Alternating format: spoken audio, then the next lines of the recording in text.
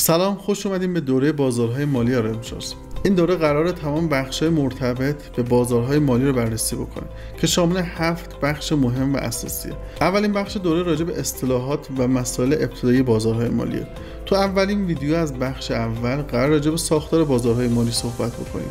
ساختار بازارهای مالی رو میشه روش‌ها و شیوه‌هایی دونست که باعث جریان پیدا کردن اقتصادی کشور میشه که میتونه بر اساس شرایط کشور متفاوت باشه. مثل مسائل سیاسی، اقتصادی و منطقه‌ای کشور میتونه در ساختار بازارهای مالی اون کشور نقش داشته باشه. اما ساختار بازارهای مالی از چند بخش مهم و عمده تشکیل میشه، مثل بانک، بورس، شرکت‌های واسطه، شرکت‌های بیمه، شرکت‌های سرمایه‌گذاری، مسائل نظارتی و امنیتی و در نهایت بحث تکنولوژی. اگر بخوام تمامی بخش‌ها رو با جزئیات دقیق‌تر بررسی بکنیم، اول از همه باید راجع به بانک صحبت بکنیم.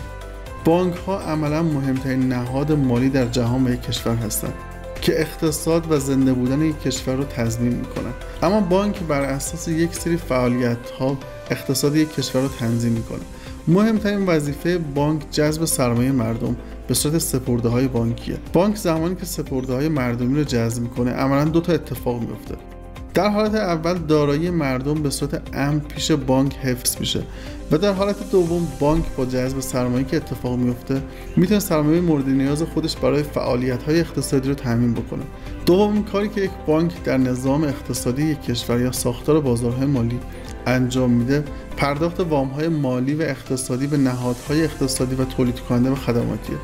بانک بر اساس سرمایه‌ای که در اختیار داره وام‌ها رو پرداخت میکنه که میتونه به چرخش اقتصادی یک کشور کمک کنه. یکی دیگه از وظایف بانک‌ها تبدیل سپرده‌های کوتاه مدت به وام‌های بلند مدته. معمولاً سپرده‌های مردمی که پیش بانک‌ها ایجاد میشن به صورت کوتاه مدت هستند و بانک بر اساس سپرده‌های کوتاه مدت وام‌های بلند مدت رو به نهادهای اقتصادی پرداخت میکنه.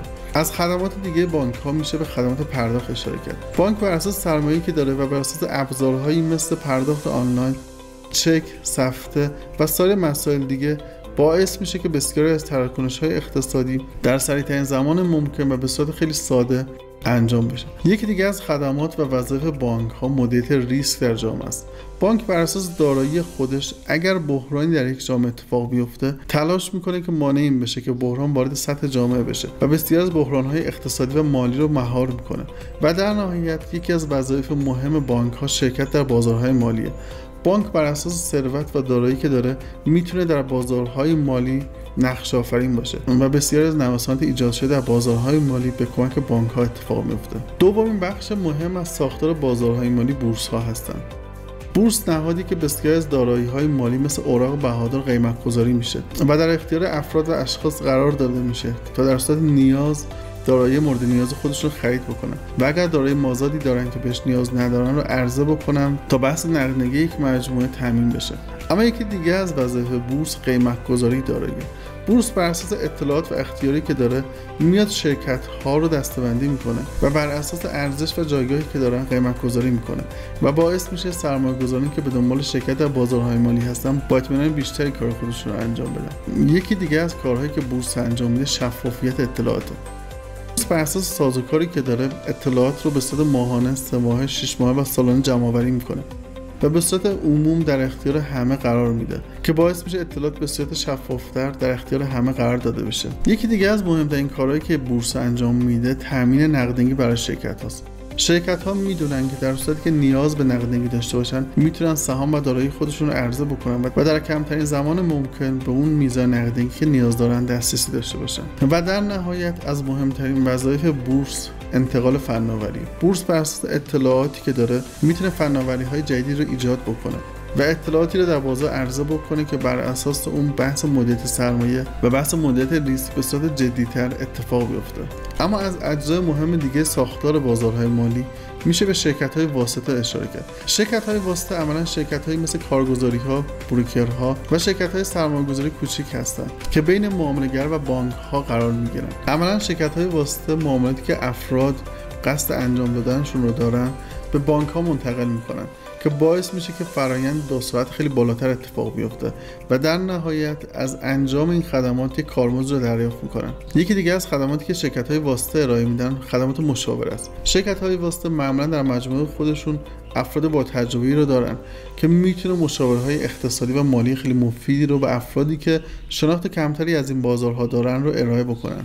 یکی دیگه از خدمات شرکت‌های واسطه ساده سازی فرآیند ثبت نام و معامله است. اگر شخصی بخواد در بازارهای مثل بازار فارکس، بازار کالا، بازار بورس یا سایر بازارها معامله بکنه، نیازمند اینه که در تمامی بازارها ثبت نام و پروسه ثبت نام رو انجام بده. اما یک شرکت واسطه با کارهایی که انجام میده باعث میشه که در بسیاری از بروکرها شخص با یک ثبت نام عملا میتونه در بازار فارکس معامله بکنه. اگر تمایل داشته باشه میتونه در بازار کالا معامله بکنه و اگر تمایل داشته باشه میتونه در هر بازاری که اون بروکر ساپورت میکنه فعالیت اقتصادی خودش رو انجام بده.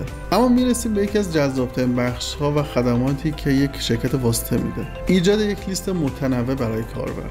بسیاری از بانک‌ها لیست محدودی از خدمات رو به کاربران ارائه میدن، اما شرکت‌های واسطه با ارتباط گرفتن با چندین بانک بزرگ میتونن لیست متنوعی از خدمات رو در اختیار کاربران قرار بدن که میتونه بخش جذابی باشه و عملاً کاربر با ثبت نام در یک بروکر معتبر میتونه طیف وسیعی از خدمات رو دریافت کنه.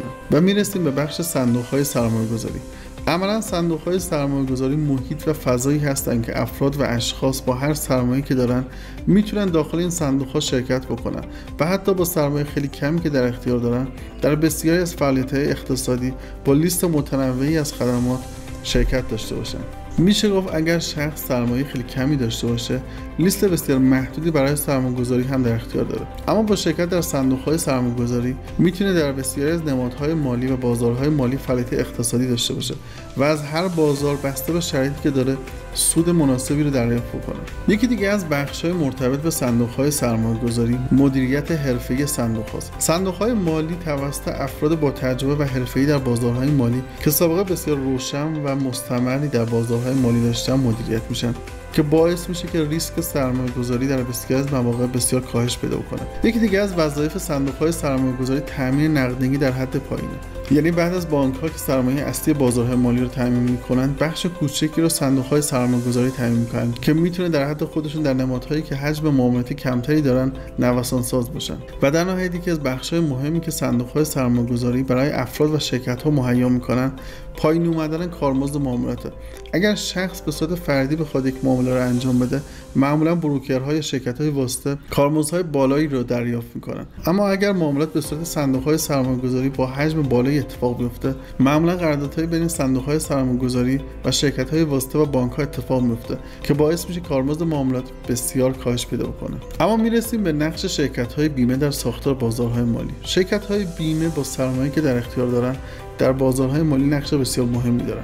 یکی از کارهایی که یک شرکت بیمه در بازارهای مالی انجام میده، تامین اعتبارات برای جذب سرمایه داخلی خارجیه. شرکت‌های بیمه با ضمانت شرایط اقتصادی یک جامعه و کشور باعث میشن که یک شرکت به دنبال جذب سرمایه از شرکت‌های خارجی یا داخلی باشه که میتونه نقش بسیار مهمی در اقتصاد داشته باشه. یکی دیگه از خدمات و کارهایی که شرکت‌های بیمه انجام میدن مدیریت ریسک مالیه. شرکت‌های مالی با دریافت ضمانتنامه‌هایی که از شرکت‌های بیمه دریافت میکنن میتونن راحت‌تر ریسک بکنن و عملاً فعالیت‌های اقتصادی سرعت بیشتری به خودش میگیره. یکی از مهمترین وظایفی که شرکت‌های بیمه در اقتصاد یا ساختار بازارهای مالی دارن، تاثیر بر نرخ بهره بانکیه. فعالیت‌های ضمانتی که شرکت‌های بیمه در اقتصاد کشور ارائه میکنن باعث میشه که اقتصاد عملاً از امنیت بالاتری برخوردار باشه و فعالیت‌های اقتصادی شرایط بهتری داشته باشن که میتونه در نوسانات نرخ بهره بانکی هم اثرگذار باشه.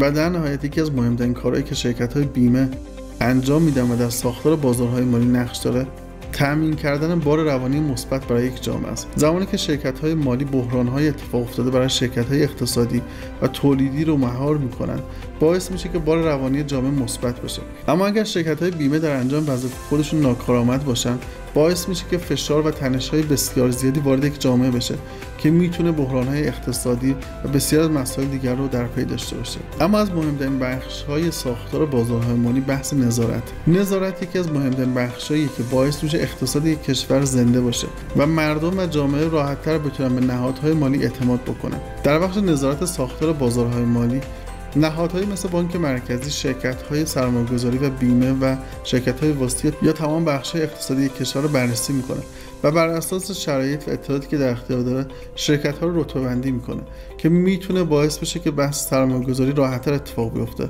که افراد با اعتماد بیشتر به یک نهاد مالی سرمایه و دارایی خودشون رو در اختیار اونها قرار بدن. همین فعالیت باعث میشه که ریسک سرمایه‌گذاری در یک جامعه یا یک کشور یا در سطح بزرگتر بسیار کاهش پیدا بکنه و همین کاهش ریسک باعث انجام فعالیت اقتصادی بسیار زیادی میشه. اما در نهایت آخرین بخش از ساختار بازارهای مالی بخش تکنولوژیه.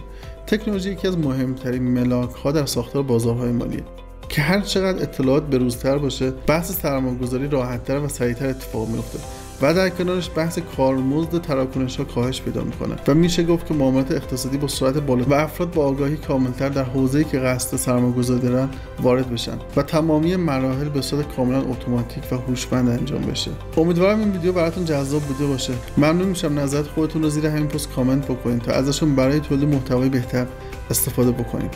موفق و پیروز باشید.